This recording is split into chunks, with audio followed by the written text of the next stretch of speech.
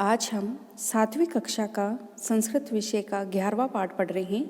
पाठ का नाम है समवायो ही दुर्जय, अर्थात संगठन पर विजय प्राप्त करना अत्यंत कठिन है। संगठन मतलब एक साथ रहना।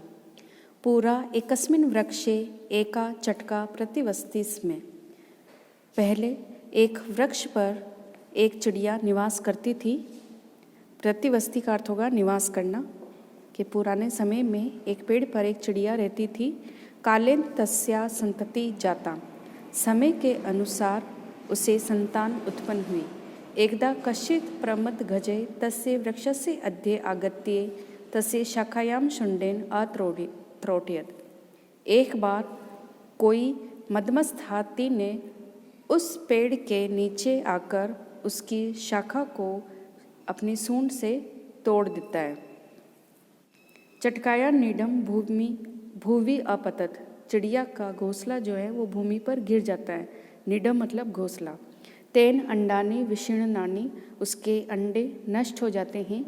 अत सा चटका अवलपत, इसके बाद वे चिड़िया विलाप करने लगी, रोने लगी।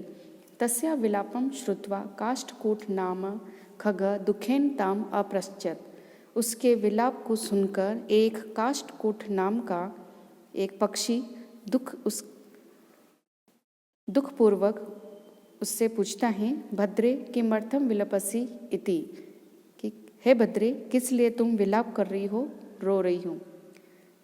चटका अवदत, तब चिड़िया बोली, दुष्टेन एकेन गजेन मम संतति नाशिता, कि एक दुष्ट गज ने, हाथी ने, गज मतलब हाथी, एक दुष्ट हाथी ने मेरी संतान का नाश किया। तस्य गजस्य वधेनेव मम दुखम अपसरेत, उस हाथी का वध करके ही मेरा दुख अपसरेत मतलब दूर होगा। तते काष्ठकूटे ताम वीणारवा नामनया मक्षिकाया समीपम आनयत, तब उस काष्ठकूट नाम के पक्षी ने उसको वीणारवा नाम की एक मक्खी के पास वे उसे ले गया। तयो वार्ताम श्रुत्वा मक्षिका अवदत, उन दोनों की बातों को सुनकर मक्षिका जो मक्खी है वह बोली, ममापि मित्रम मंडूक मेघनाथ अस्ति, कि मेरा भी मित्र मेंढक मेघनाथ है, जिसका नाम मेघनाथ है। शीघ्रम तमुपेत्य यथोचितम करिष्यामः, शीघ्र ही उसके पास जाकर जो उचित होगा उसे करते हैं। तदानीं तो मक्षिकया सह गत्वा मेघनाथस्य पूरे सर्वं वृत्तान्तं न्यवेद्यताम्, उसके बाद वे दोनों उस मक्खी के साथ जाकर मेघनाथ को शुरू से लेकर पूरा वृत्तांत उसके सामने सुनाते हैं। मेघनाथ अवदत, तब जो मेघनाथ हैं, मेंढक है, वे बोला, यथा अहम कथयामि तथा कुरुतम, कि जैसा मैं कहता हूँ वैसा ही करो। मक्षिके प्रथमम त्वम मध्ये तस्य गजस्य कर्णे शब्दम कुरु, कि मक्खी सबसे पहले तुम मध्या मतलब दोपहर के समय उस हाथी के कान में आवाज करो, शब्द करो। येन से नयने मिलित्य स्थाप्यते, जिससे वे अपनी आँखों को, मिलित्य का अर्थ होगा यहाँ पर कि मलेगा, आँखों को बंद कर लेगा। तथा काष्ठकूट चंचवा तस्य नैने स्फोष्टिष्यति, तब काष्ठकूट अपनी चोंच से उसकी आँखों को फोड़ देगा। एवं से गजे अंध भविष्यति, इससे जो हाथी है वह अंधा हो जाएगा। तृषात से जलाशयम गमिष्यति, प्यास के कारण वह जलाशय की ओर जाएगा। मार्गे महान गर्त अस्ति, मार्गे मतलब रास्ते में बहुत बड़ा एक गर्ते का अर्थ होगा गड्ढा ही।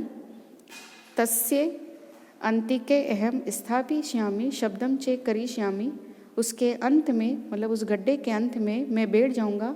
वो मेंढक बोलता है कि वहाँ मैं बैठ जाऊंगा और शब्द करूंगा।